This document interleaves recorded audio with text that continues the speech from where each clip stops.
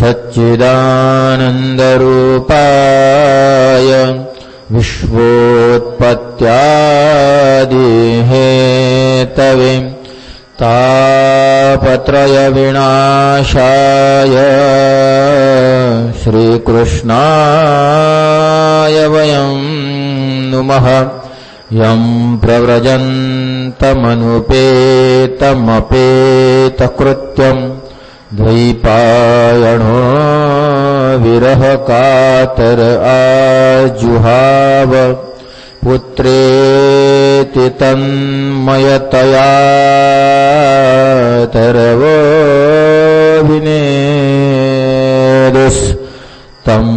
सर्वभूतहृदयं मुनिमानतोऽस्मि।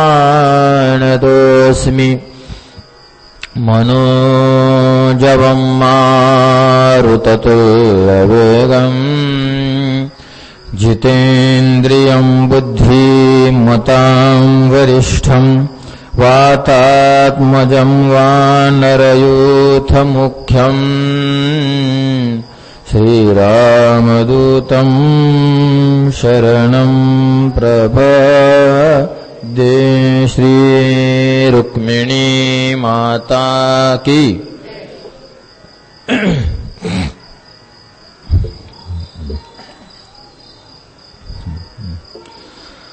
राज्ञो मोक्षं तथा वीक्ष पुराधातापि विस्मितः सत्यलोके तुलां बध्वा तोलयत् साधनान्यजः। पूजनीय श्री व्यासजी महाराज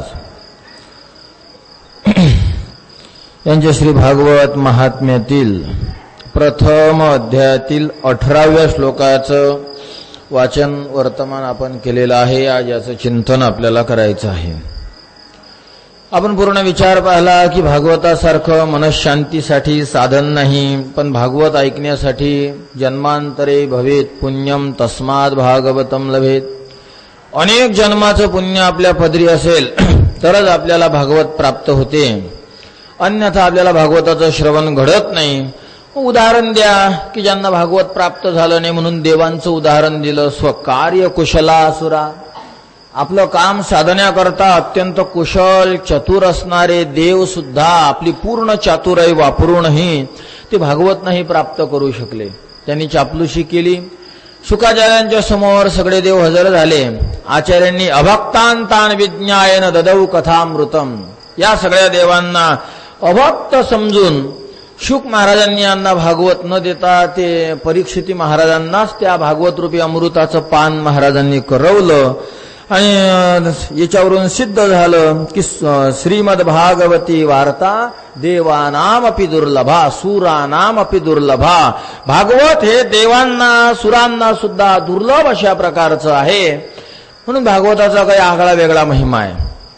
ब्रह्मदेवानी पाहिलं, देवांना सुद्धा शुक महाराजांनी वापस पाठवलं। देव काही सामान्य नाहीत आणि येत असतानाच ते अमृत घेऊन आले होते।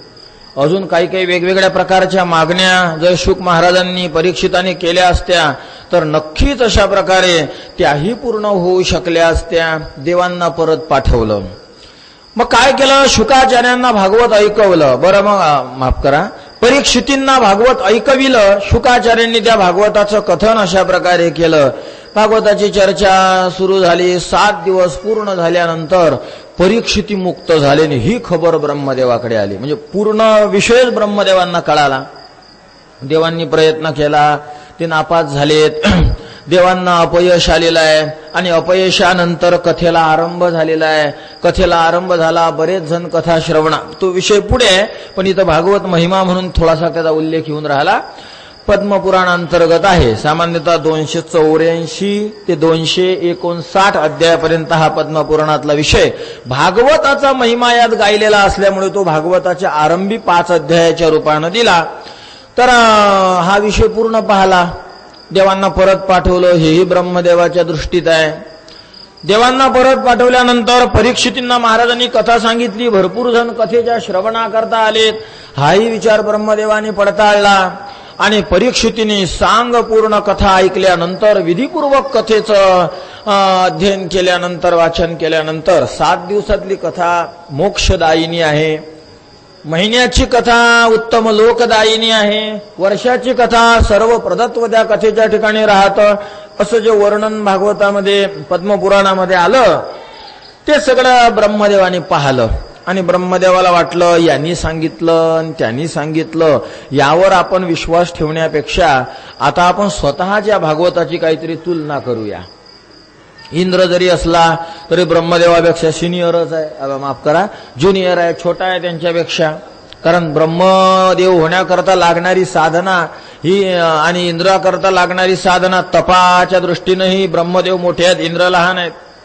बरं, तपानं प्राप्त झालेली जी स्थिती आहे त्या स्थितीच्या दृष्टीनं सुद्धा ब्रह्मदेव मोठे आहेत, इंद्र लहान आहे. इंद्राला जे प्राप्त झालेलं आहे ते स्वर्ग आहे आणि ब्रह्मलोक ब्रह्मदेवाला मिळालं. इंद्रापेक्षा ब्रह्मलोक किती मोठा आहे याचा काहीच अंदाज नाही. अगदी एका दिवसामध्ये ब्रह्मदेवाच्या इंद्र 14 निघून जातात. त्यामुळे तपदृष्टीनेही ब्रह्म मोठे आहेत, कार्यदृष्टीनं जे वर्तमान त्यांना फलप्राप्ती झालेली आहे त्याही दृष्टीनं ब्रह्मदेव मोठे आहेत. बरं, विचार केला परीक्षितीच्या मोक्षाचा, तर परीक्षितीपेक्षा ब्रह्मदेव किती मोठे आहेत याचा काही अंदाजच नाही.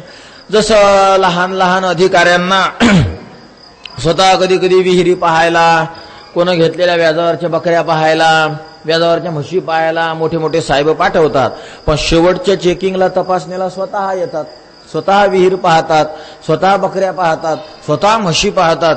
तसं ब्रह्मदेवाला वाटलं या छाटछूट कर्मचाऱ्यांनी केलेले कामं खूप झाले, आता आपण स्वतः प्रयत्न करूया. म्हणून त्यांनी ब्रह्मलोकामध्ये एक तराजू आणला. तुलांबद्ध्वा सत्यलोके, सत्यलोकामध्ये एक तुला म्हणजे तराजू त्यांनी बांधला. आणि अतोलयत साधनान्यज, आणि वेगवेगळ्या प्रकारच्या साधनांची तुलना ते करायला लागले. आता तुलनेचं स्वरूप काय, तुलना कशा केल्या, तुलना करत असताना एका पारड्यात भागवत आणि एका पारड्यात एकच साधना टाकली का, एका पारड्यात भागवत आणि एका पारड्यात सर्व साधना टाकल्या, याचा विचार आपल्याला पुढच्या श्लोकात प्रासंगिक म्हणून करायचा आहे. या श्लोकाचा भाव एवढा आहे की या निर्णयापर्यंत का गेलेत ब्रह्मदेव, तर म्हणे राज्ञो मोक्षम तथा वीक्ष पुराधातापि विस्मितः.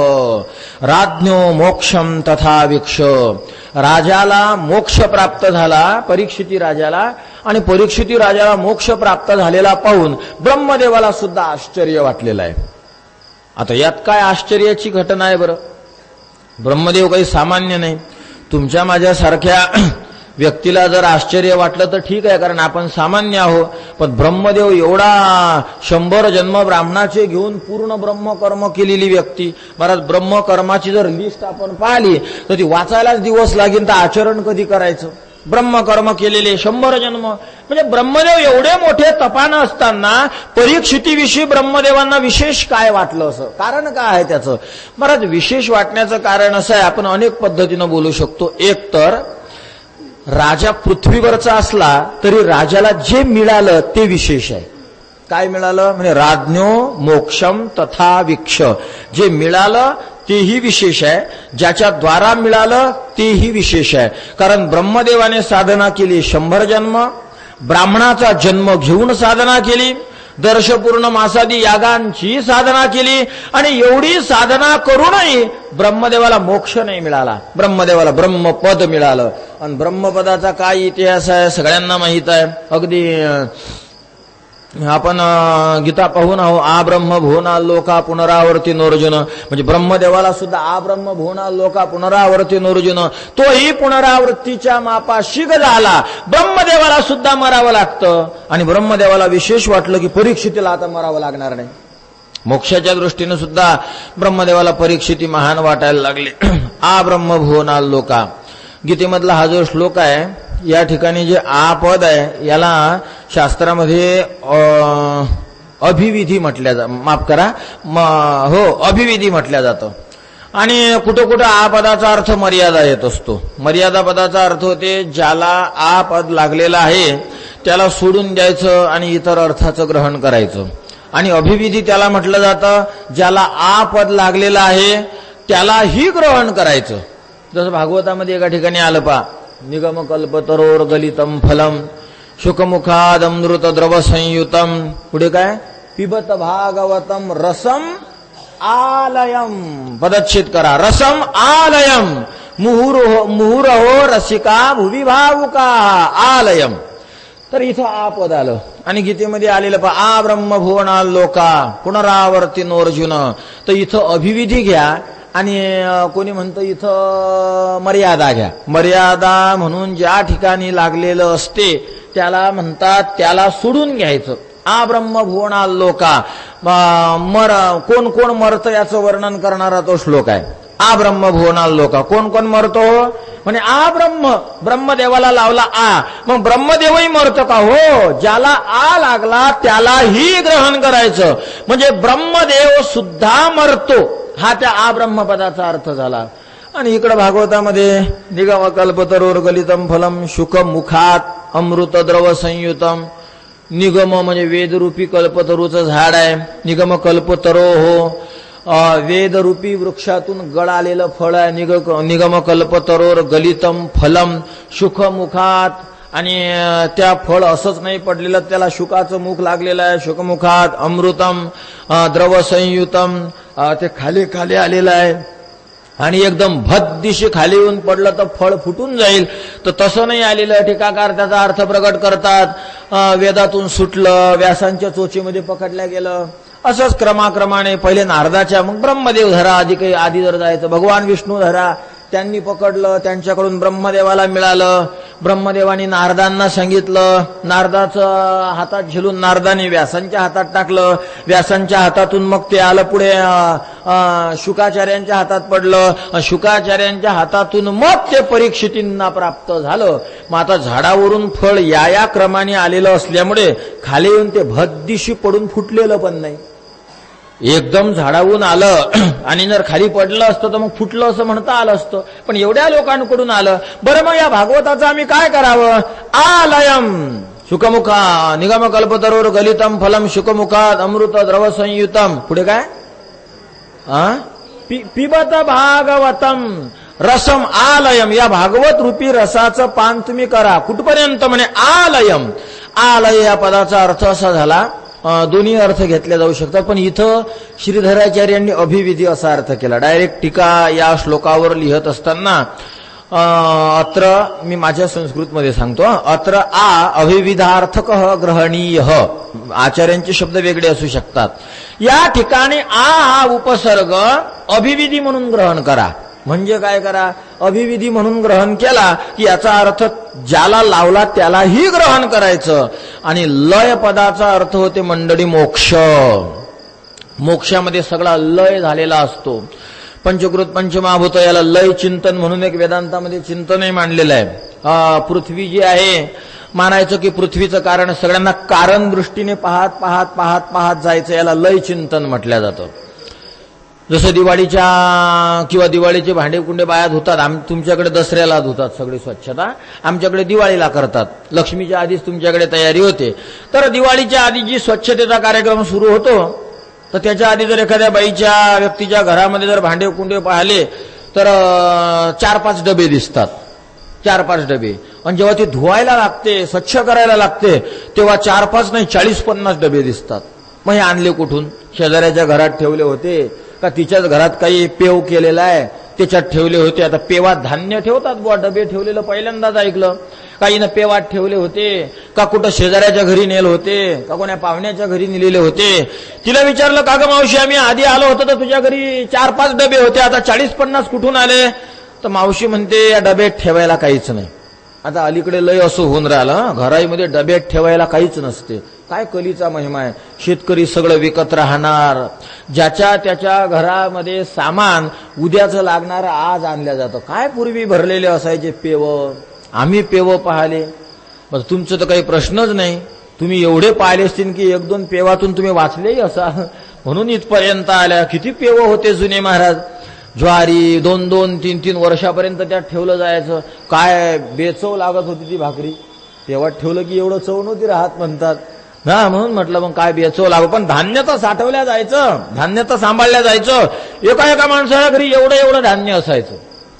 आणि आता पुढे तर चहापत्तीच्या डब्यात पीठ ठेवणार आहेत लोक. पहा तुम्ही, चहापत्तीच्या डब्यात. अगं स्वयंपाक करायचा आहे मग काय, याच्यात चमचा नाही दिसत पीठ काढायला, मग चहापत्तीचा चमचा आणला जाईल आणि त्यानं मग काढल्या जाईल आणि गाळल्या जाईल चहा गाळणीच्या गाळणीनं आणि खा काय खाता वारा. भयंकर काम होणार आहे पुढं. महाराज घरात डबे टाक्या तर संपल्यात, लोखंडाच्या मध्ये होत्या त्या गेल्या, त्या परत लोकांनी आणल्याच नाही. आता त्या प्लॅस्टिकच्या सुरू झाल्या 500-600च्या, म्हणून आता घरामध्ये जरा त्या दिसायला लागल्या. त्यात धान्य खूप खूप असायचं, आता नसतं. काका मावशी तुझ्या घरात 5-6 डबे दिसायचे, 4-5 डबे दिसत होते, आता 40-50 कोठून आलेत. तर मावशी म्हणायला लागली डब्यात काहीच नसते. आणि मग मी तुम्हाला सांगतो मंडळी, ज्यात काहीच नाही ते काऊन तुम्ही घेऊन ठेवता बरं, काम नाही कथा नाही उगत. बरं घेतात तर अॅल्युमिनियम स्टील, ठीक आहे. तांब्या पितळाचे जर भांडे घेतले तुम्ही, काश्याचे भांडे घेतले, दुष्काळ पडला, अन्न अवस्था झाली तर तुम्ही भांडे इकून खाऊ शकता. तांब्या पितळाला इकून खाल्ल्या जाईल ना. आणि जर समजा तुम्ही असेपर्यंत चांगली परिस्थिती आणि तुम्ही मेले आणि मेल्यानंतर दुष्काळ पडला, पोरांवर फजिता आली, तर पोरं भांडे इकून खाऊ शकतात. म्हणजे काहीतरी व्यवस्था राहते. पितळाचं, आपल्या अॅल्युमिनियमचं आणि स्टीलचं भांडं ध्यानात ठेवा, काम असलं तरच घ्यायचं. फायदा काय नाही तर सांगा तुम्ही, घराला गरज आहे की नाही, काम नाही कथा नाही. बरं मोडायला जा, बरं काय होणार आहे मोडायला? जर तुम्ही दुकानात गेले, दुकानदार तुम्हाला मोडन, ही काय पद्धत आहे? एक ग्लास तुम्ही स्टीलचा घेऊन जा मोडायला, हसतील तुम्हाला लोक. किंवा थोडे पैसे जे कमी पडली म्हणून एक अॅल्युमिनियमचं पातेलं होतं आमच्या घरी चहा शिजवायचं, आणि ते पातेलं घेऊन आम्ही मोडायला गेलो. काय भेटणार आहे त्याचं? माझ्याजवळ येत जा तुम्ही ते मोडायला. ते म्हणाल मग तुम्ही मोड घेत असता का? नाही, मी तुम्हाला म्हणत फेकून द्या, मी तुम्हाला रुपया देतो. गटारात जाऊन ते भांडे फेकून द्या, मग मी तुम्हाला रुपया देतो. आमच्याकडे 1% भांडे असतील अॅल्युमिनियमचे स्टीलचे, 99% कशाचे आहे? म्हणजे आमच्या संसाराला लागणारे काही भरलेलं नाही भरपूर, सगळे पितळाचे काश्याचे असे भांडे आहेत. त्यांना काय म्हणजे पुढे फायदा होईल, म्हणजे दुष्काळ पडलं मी मोडल असं नाही बरं ते. पण मात्र हे ध्यानात घ्या की त्या साठवण्याने काही फायदा आहे. तो भांड तुमची संपत्ती ठरेल, ते भांडं तुमची धन ठरेल. अॅल्युमिनियम आणि स्टीलचे भांडे काय कामाचे आहेत? म्हणून एक ध्यानात ठेवायचं, गरीब असाल, नाईलाजानं तुम्हाला स्टील किंवा अॅल्युमिनियम घेण्याचं काम पडलं तर काम असेल तरच त्या भांड्याला विकत घ्या. अन्यथा घरामध्ये डबेचे डबे फुकट चैता लावून नाही ठेवायच्या. मावशीचे 4-5 भांडे होते आणि नंतर कळालं 40-50 डबे आहेत. का ग मावशी? अरे बाहेरचं बंद आहे का रे? श्रोते आत येऊन राहिले, बाहेरचं बंद आहे का? तर कशामुळे, काय कारण आहे, एवढे भांडे कुठून आलेत? तर मावशीने उत्तर दिलं, बाबा सगळे भांडे घरीच होते, मग दिसले नाही. म्हणे डब्यात डबा, कारण डबेत दुसरं काहीच नसते, मग डबेच टाकायचे. विकत घेतानाच असे सेट विकत घेतले जातात की ते डब्यात डबा 10 डबे एका डब्यात बसून जातात महाराज. मग जसं डब्यात डबा घालणं याला म्हणतात शास्त्रामध्ये लय चिंतन, मोक्ष. आणि या डब्यातून डबे काढणं यालाच वेदांताच्या दृष्टीनं म्हणतात बंध.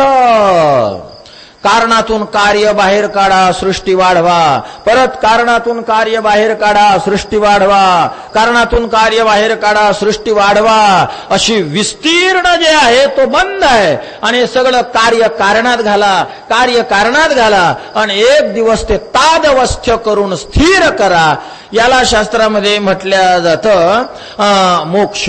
त्यालाच लय चिंतन असा शब्द शास्त्राने शब्द वापरलेला आहे. तर पृथ्वी घालायची जलात, जल घालायचं अग्नीत, अग्नी घालायचं वायूमध्ये, वायू घालायचं आकाशामध्ये. डब्यात डबे, पृथ्वीचा डबा जलात घाला, दोन्ही डबे एकत्र करून मग ते डबे वायूत घाला, माफ करा अग्नीत घाला. आणि 3 डब्याचा एक डबा झाला तो वायुरूपी डब्यात घाला. परत या 4चा डबा घ्या, आकाशरूपी. मोठे मोठे डबे आहेत, एकमेकापेक्षा 10 पट मोठे आहेत. आज जाऊन हे डबे खेळतील एवढा हा एक डबा मोठा आहे. आणि हे सगळे डबे आकाशात घाला, आकाशरूपी डबा मायात घाला. आणि माया सुद्धा परमात्म्यामध्ये विसावा करायला जाते. ती शिनली तेथ विसवे ते परमगती मी, हे चराचर आगवे जे प्रकृती आत साठवे. ती शिनली जेथ विसवे ते परमगती मी. आणि हा प्रकृतीरूपी डबा घ्या आणि शांती करता त्याला परमात्म्यामध्ये घालून द्या. बस झाला मोक्ष. काही उरवून ठेवलंच नाही तुम्ही. आणि याला म्हणतात मंडळी शास्त्रामध्ये लय चिंतन. कार्य कारणात लय चिंतन. आणि लय चिंतनानं काय मिळतं? मोक्ष. मोक्षाची प्राप्ती लय चिंतनाच्या द्वारा होत असते.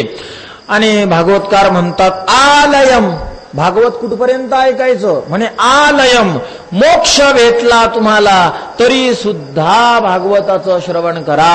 आलयम, ज्ञान गिळूनी गावा गोविंदुगा, तुम्हाला ज्ञान प्राप्त झालं, मुक्त झाला. तर इथं आ पदाचा अर्थ अभिविधी आहे.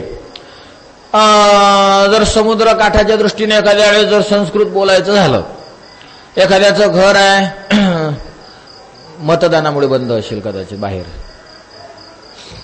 तिथे विचारून बघ.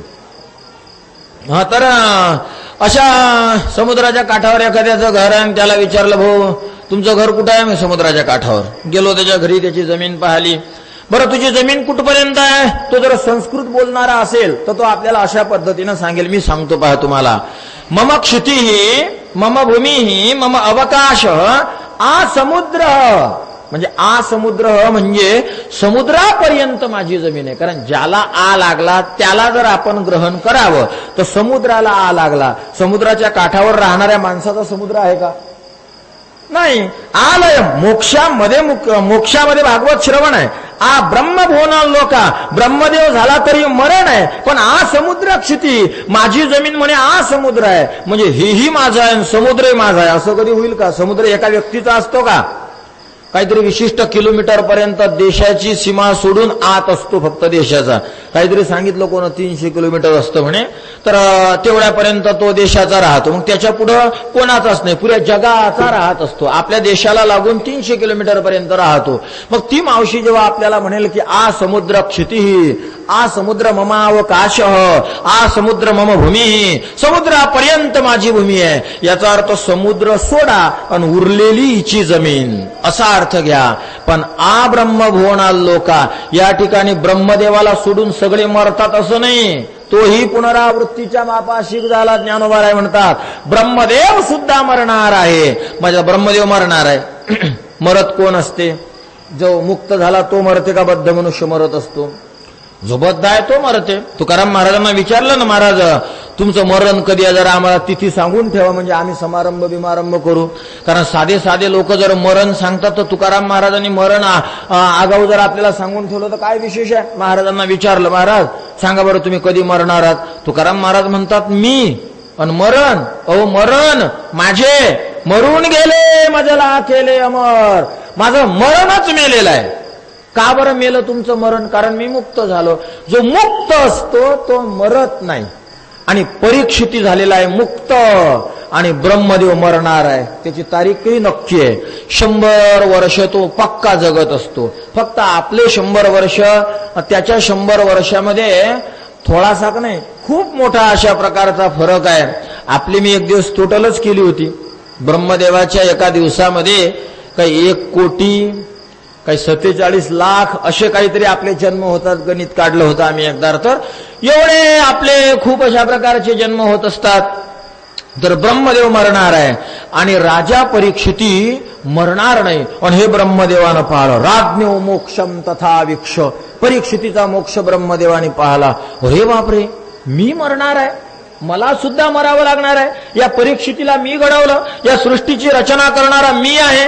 100 जन्माचं तप माझ्या पदरी आहे आणि मी मरणार आहे. एवढं तप साठवून सुद्धा आणि परीक्षिती मरणार नाही. वीक्ष, वीक्ष शब्दाचा अर्थ ते बारीक दृष्टीनं पाहून, म्हणून इथं सूत महाराजांनी दृष्ट्वा शब्द नाही वापरला. राज्ञो मोक्षम तथा दृष्ट्वा.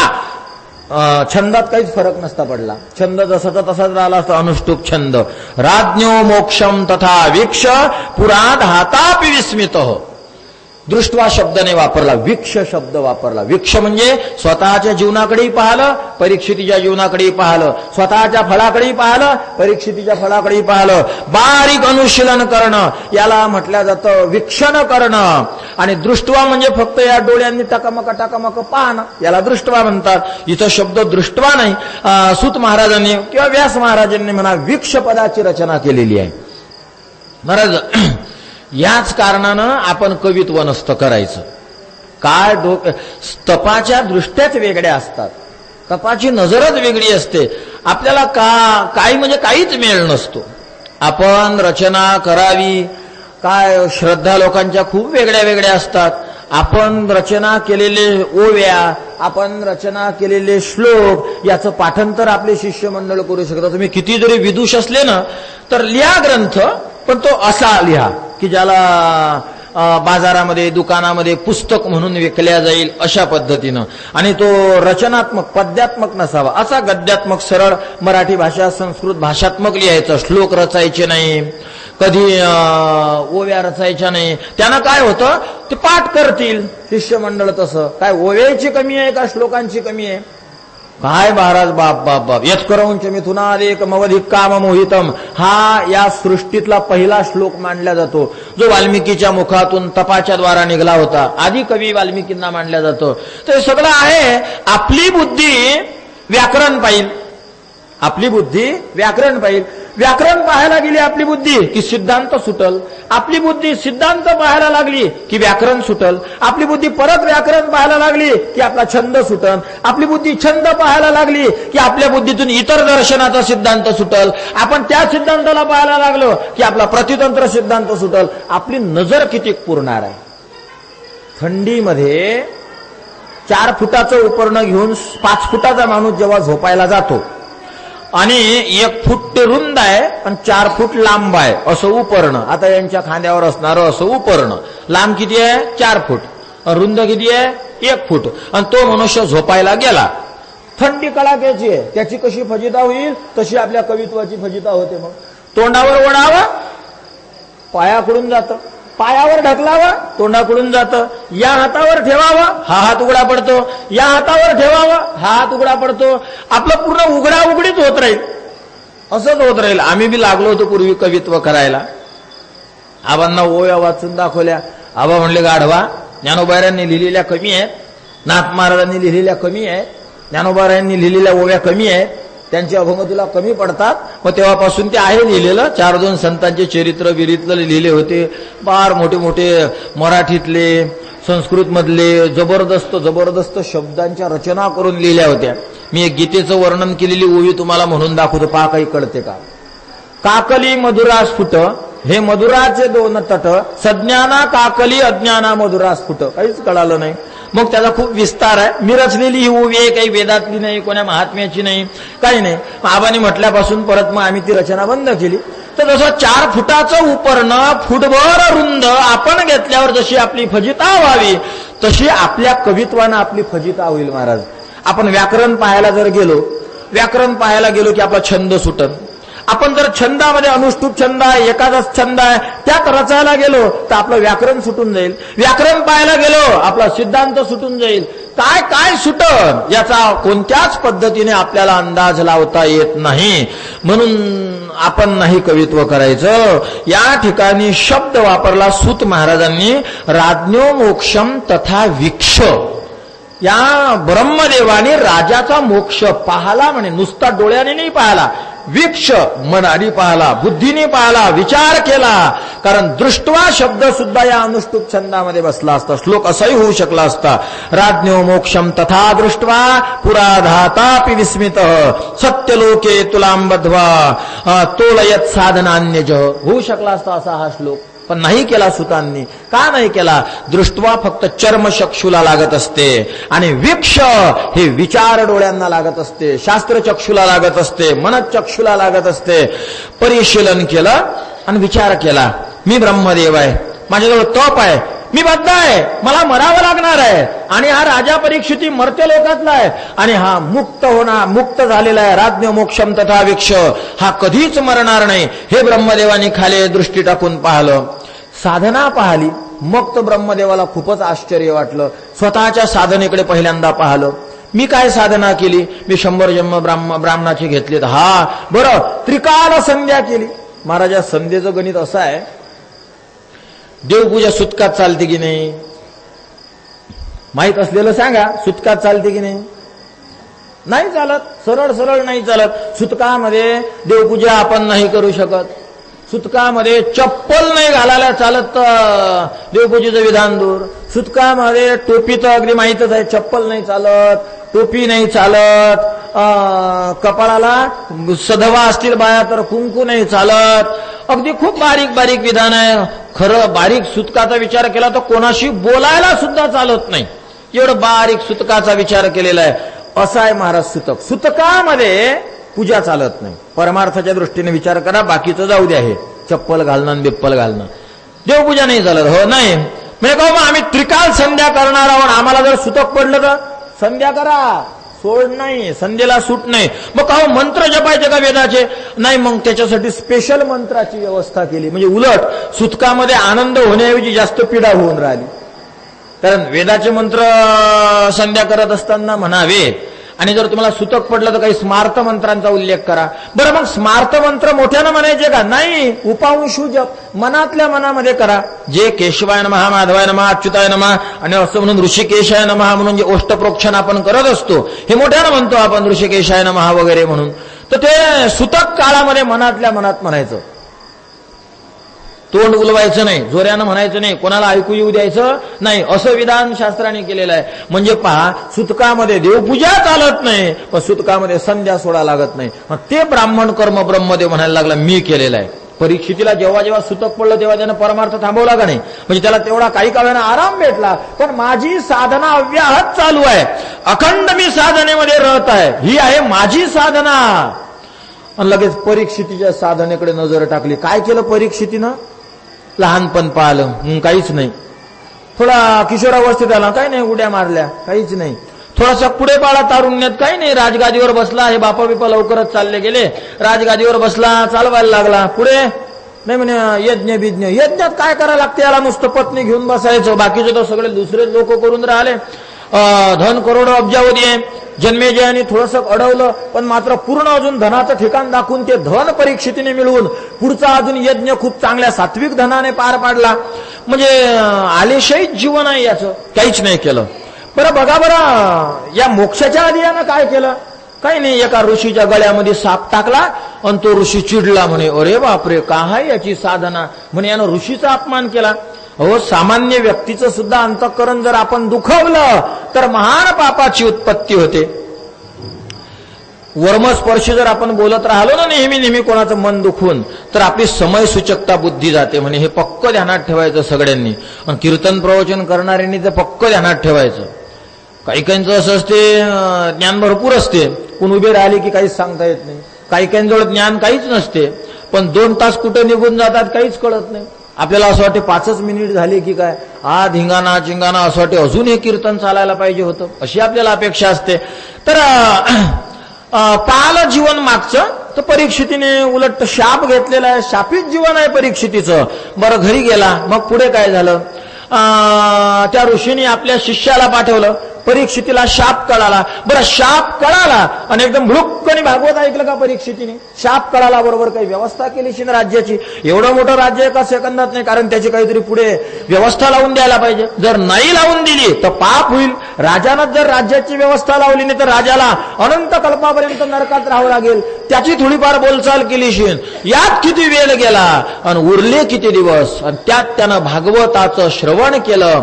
सप्ताहविधीने भागवत त्याने ऐकलं आणि भागवत ऐकून पूर्ण झालं आणि शेवटी तो परीक्षिती मुक्त झाला. म्हणजे परीक्षितीचा मोक्ष परीक्षितीवर अवलंबून नसून, वा माझी बद्धता माझ्यावर अवलंबून नसून, परीक्षितीचा मोक्ष परीक्षितीच्या साधनेवर अवलंबून आहे. आणि परीक्षितीने कोणती साधना केली? परीक्षितीने साधना केली भागवत श्रवणाची साधना. राज्ञो मोक्षम तथा वीक्ष. राजाला प्राप्त झालेला मोक्ष ब्रह्मदेवाने पाहला, त्याची साधना पाहिली आणि मग ब्रह्मदेवाने पारडच बांधलं. एक तराजूच आणला विकत आणि बांधला आणि त्यामध्ये साधनेची तुलना करायला लागले. परत परीक्षितीला मोक्ष मिळाला. हो, काय या मोक्षाचा अर्थ होतो? कोणता मोक्ष परीक्षितीला मिळाला? तर याचे आपल्याला थोडं चिंतन करता येईल, कारण भागवत भक्तिमय ग्रंथ आहे.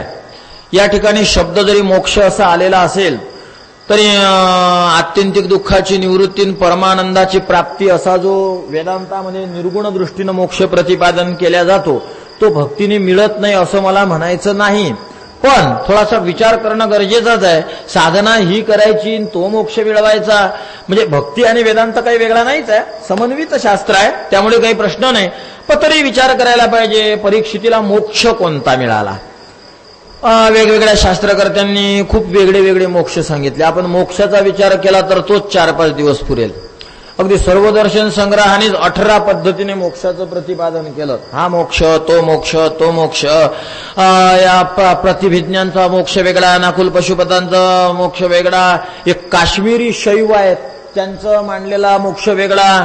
सर्वदर्शन संग्रहामध्ये 17-18 पद्धतीनं मोक्षाचं स्वरूप कथन केलेलं आहे. आपण काही थोडेफार मोक्षबंध पाहण्याचा प्रयत्न करू. महाराज, योगशास्त्राने 3 प्रकारचे बंध आणि 3 प्रकारचा मोक्ष मांडलेला आहे. त्रिविधो बंध सूत्र आहे डायरेक्ट, आणि त्रिविधो मोक्ष, 3 प्रकारचे बंध आणि 3 प्रकारचा मोक्ष.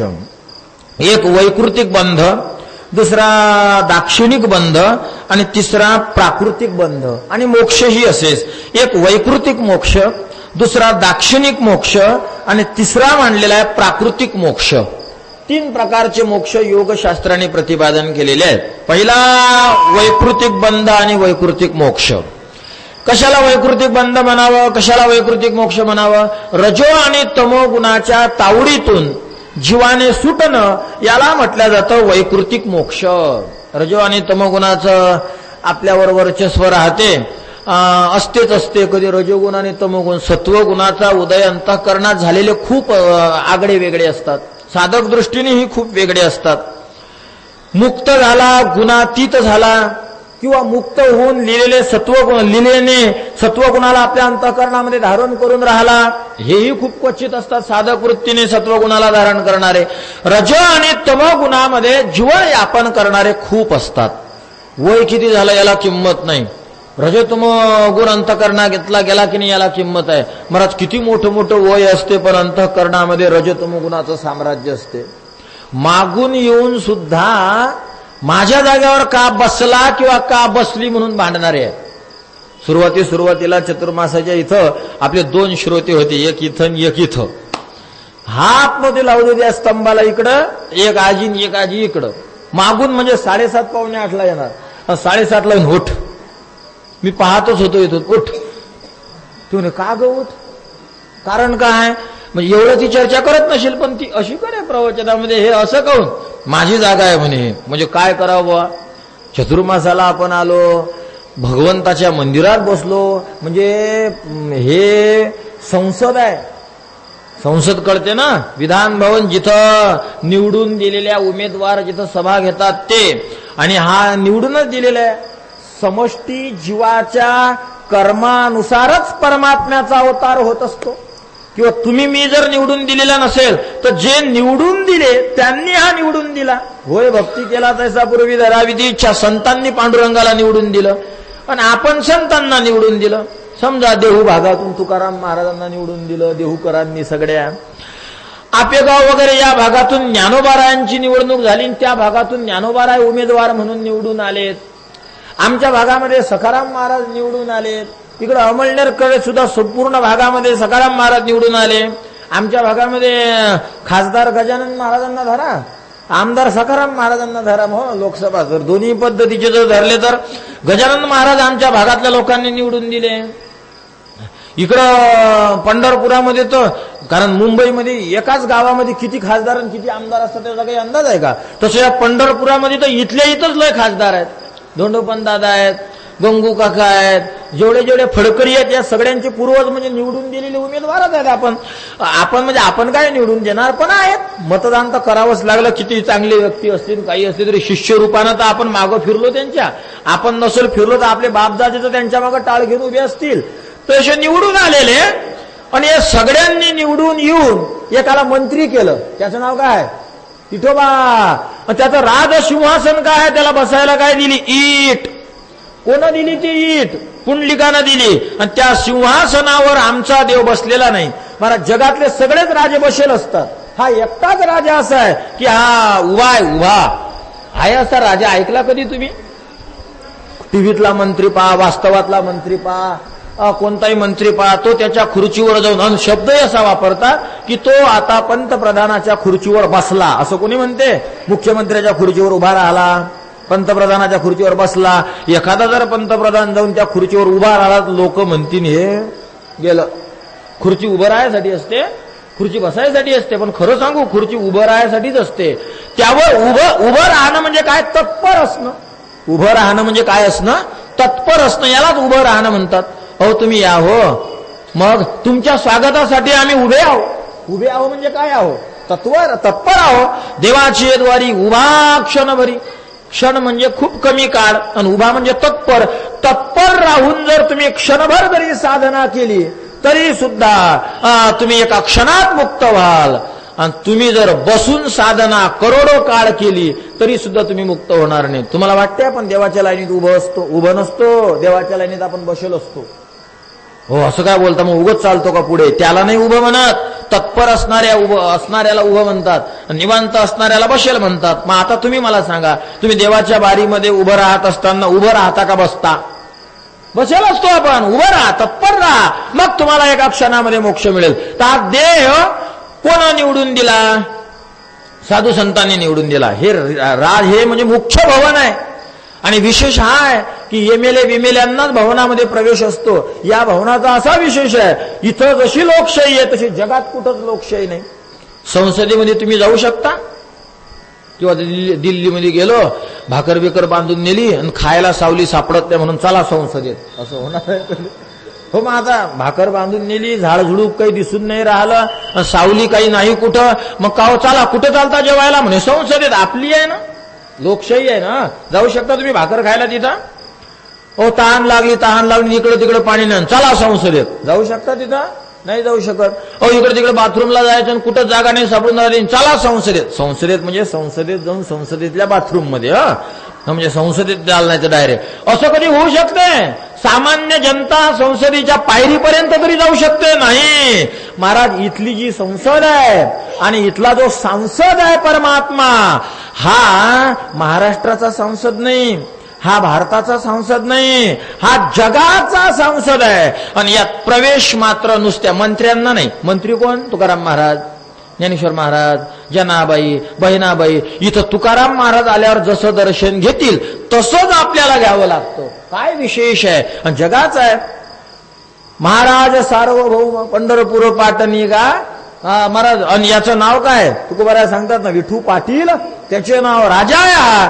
आणि या दरबारात येऊन इथल्या लोकशाहीचा वापर आपण किती चूक करतो. कसा रजोगुण असेल. ओट माझ्या जागेवर.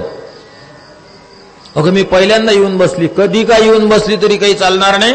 उठ माझ्या जागेवर. इथून एक आजी उठवायची आणि इथून एक आजी उठवायची. याला म्हणतात रजोत्तम गुण. वय 60च्या पुढे गेलं, 70च्या पुढे गेलं, पण रजोत्तम गुण जर अंतःकरणामध्ये असेल तर याला योगाच्या भाषेमध्ये वैकृतिक बंध मानला जातो.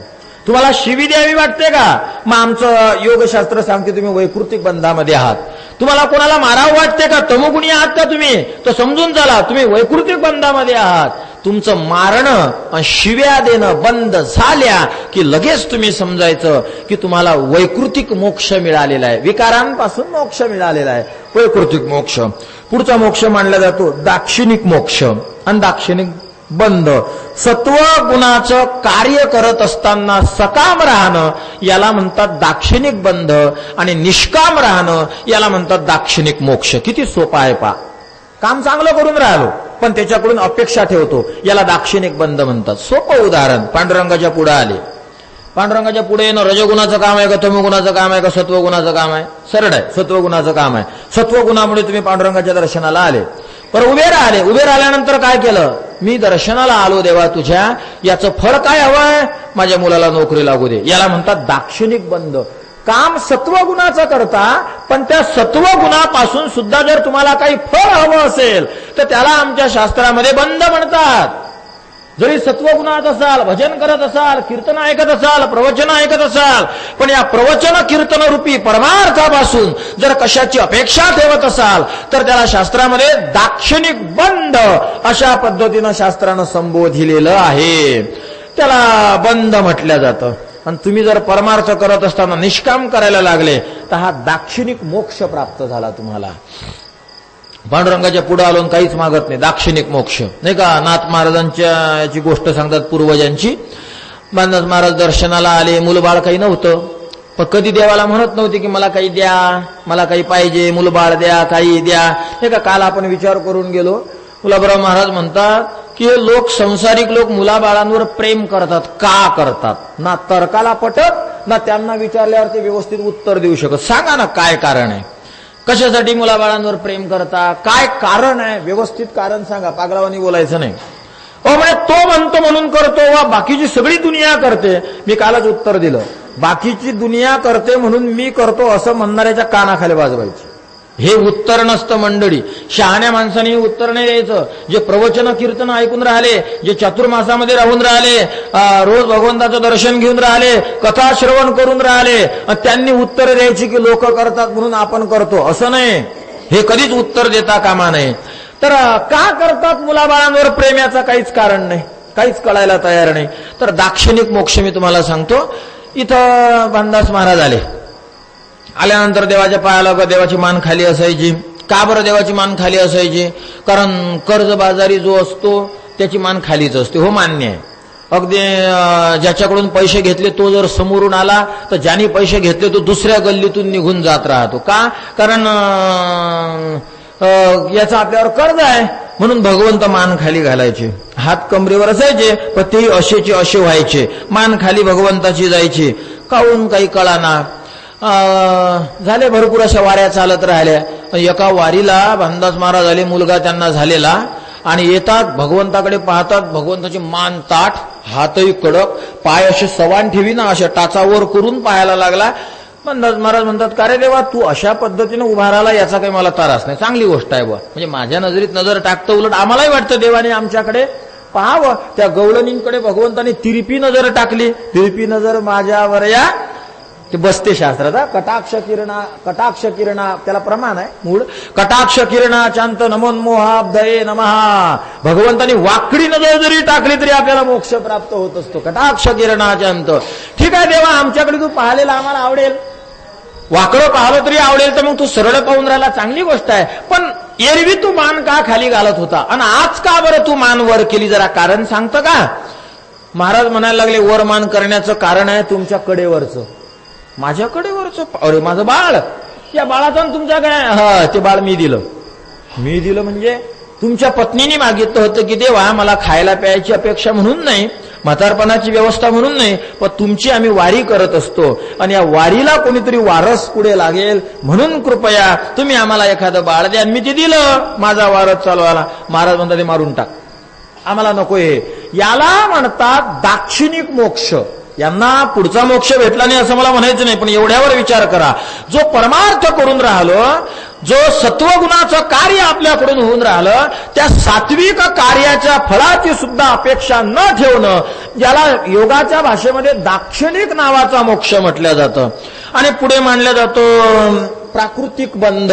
प्राकृतिक बंध म्हणजे प्राकृतिक बंधाच्या सापेक्ष प्राकृतिक मोक्ष, प्रत्यक्ष स्वरूपाची प्राप्ती होणं, मोक्ष मिळणं, आत्मसाक्षात्कार होणं, याला सुद्धा योगाने प्राकृतिक मोक्ष अशा प्रकारे मानलेला आहे.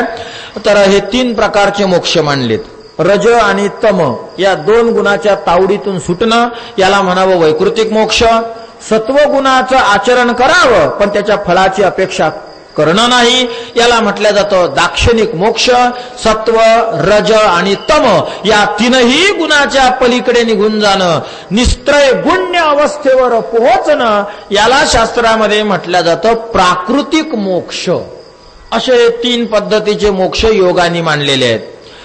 ब्रह्मदेवाने परीक्षितीचा मोक्ष पाळला. राज्ञो मोक्षम तथा वीक्ष. राजाचा मोक्ष पाहला कोणता? हा मोक्ष मिळाला का?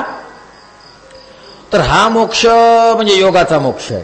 योगाची साधना तर काही परीक्षितीनं केली नाही, त्यामुळे परीक्षितीला योगाचा मोक्ष मिळाला असं म्हणता येणार नाही, असं वाटेल आपल्याला.